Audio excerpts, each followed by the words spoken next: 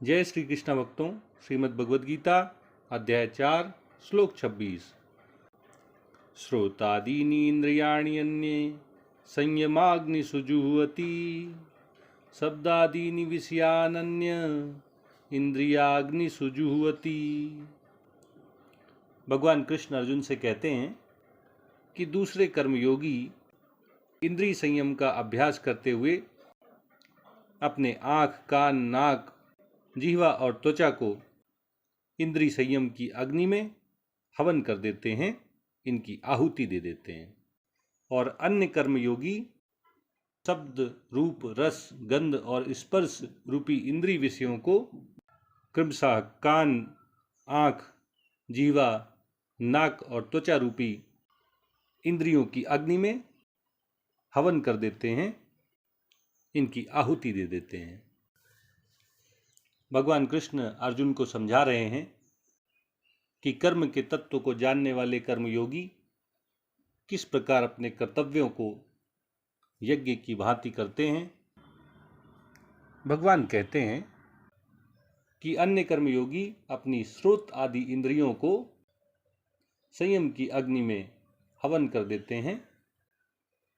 वे अपनी ज्ञानेंद्रियों को आँख, नाक, कान, जिह्वा और त्वचा को इंद्रिय संयम रूपी अग्नि में हवन करते हैं, इंद्रिय संयम का अभ्यास करते हैं।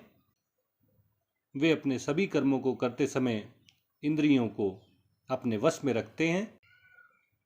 उनकी इंद्रियां स्वच्छंद विचरण नहीं करती हैं।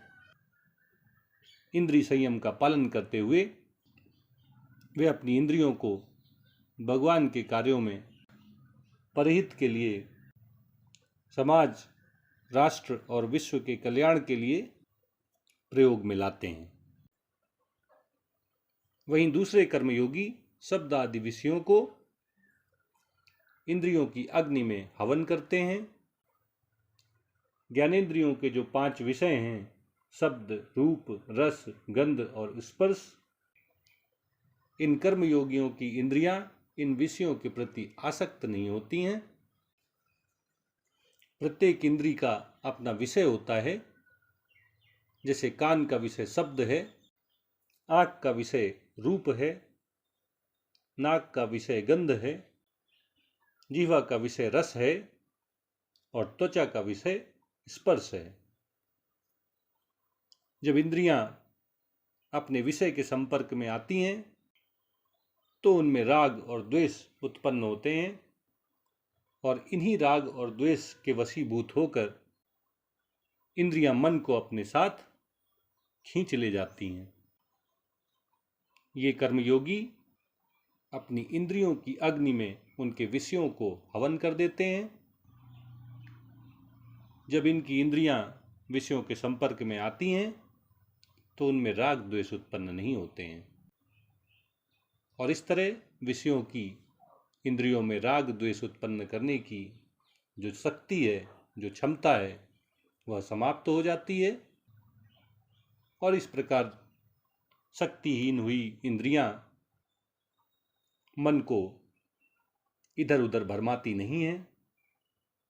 ऐसे मनुष्य का मन शांत हो जाता है, वह आत्मस्वरूप में ही केंद्रित हो जाता है। इस प्रकार भगवान अर्जुन के माध्यम से हम सबको इंद्रिय निग्रह और मन को संयमित करने का उपदेश दे रहे हैं। भगवान कहते हैं कि इंद्रियों को वश में करना और मन का संयम करना दोनों ही यज्ञ रूप हैं।